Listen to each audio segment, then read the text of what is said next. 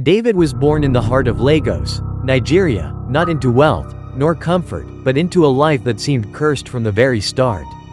His father died when he was only 6, and his mother, burdened with too many mouths to feed and too much bitterness to swallow, turned cold, especially towards David. He was the last son at the time, the one who always got blamed when things went wrong. His older siblings mocked him. "You carry bad luck come this world," his eldest brother once spat. His mother never defended him. "If you want die, make you go die somewhere else."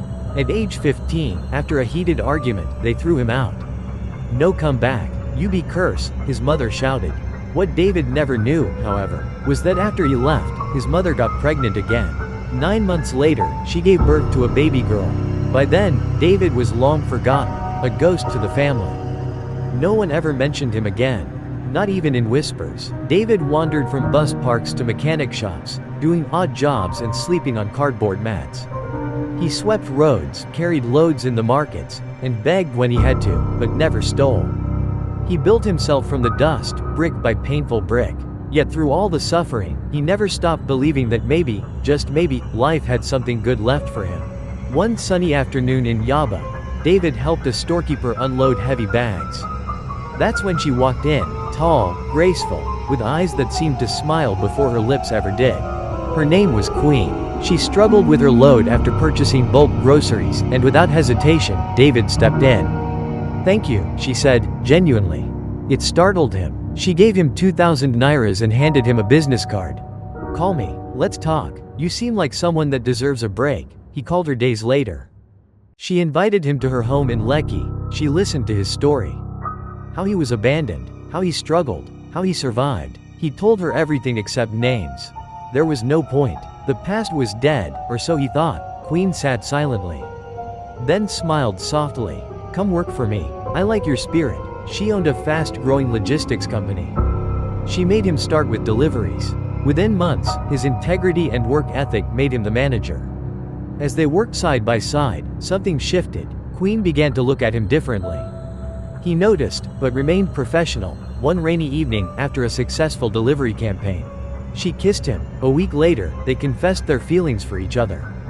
2 months after that, she missed her period. When the pregnancy test came back positive, Queen was overjoyed. David, though shocked, held her hands. "I want this," she said. "I want you." They started planning a wedding. It was small for now, but full of hope. Queen once asked, "David, what about your family? Should we invite them?" He smiled faintly. "I don't have a family. Not anymore. They abandoned me when I was 15. I've not seen or heard from them since. Honestly, I don't think they'd even recognize me." She held him. "Then come meet mine." Queen's family house was in Ikoyi, large, elegant, quiet. David sat in the living room after finishing a hot meal. Queen had gone upstairs to call her parents. He stared around, admiring the tasteful decor, unaware of the bombshell about to detonate. Then he heard footsteps. Queen's parents, a middle-aged couple with traces of age and wisdom in their eyes, were descending the stairs. David stood, ready to greet them. The man paused. The woman gasped. Their eyes widened like they'd seen a ghost. The father's voice cracked. "David." David froze. His mouth went dry. "Daddy, Mummy." Queen, shocked, stepped between them. Wait. What's going on?" Her mother clutched her chest.